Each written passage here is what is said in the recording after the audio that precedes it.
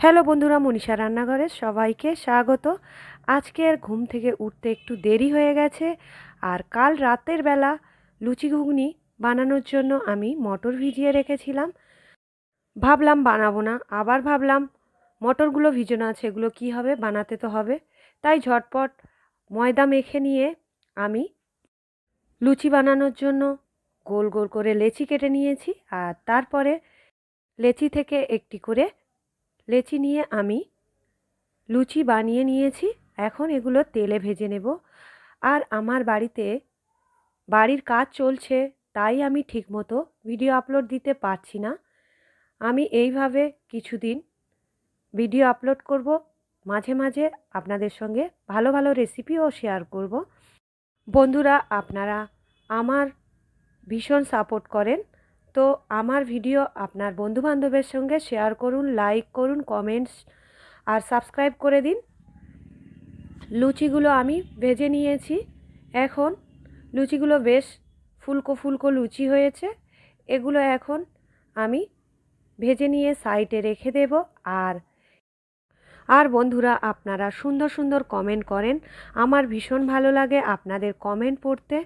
আর আপনারা কে কোথা থেকে আমার ভিডিও দেখছেন, কোন কোন জায়গা থেকে, অবশ্যই কমেন্ট করে জানাবেন। লুচিগুলো ভাজা হয়ে গেছে। তারপরে আমি ঘুগনিও বানিয়ে নিয়েছি, মটর আলু দিয়ে ঘুগনি বানিয়েছি, দারুণ।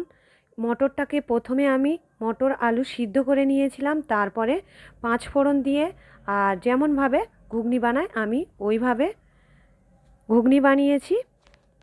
আর এই ঘুগনির রেসিপি আমার চ্যানেলেতে আপলোড আছে, অবশ্যই আপনারা দেখতে পারেন।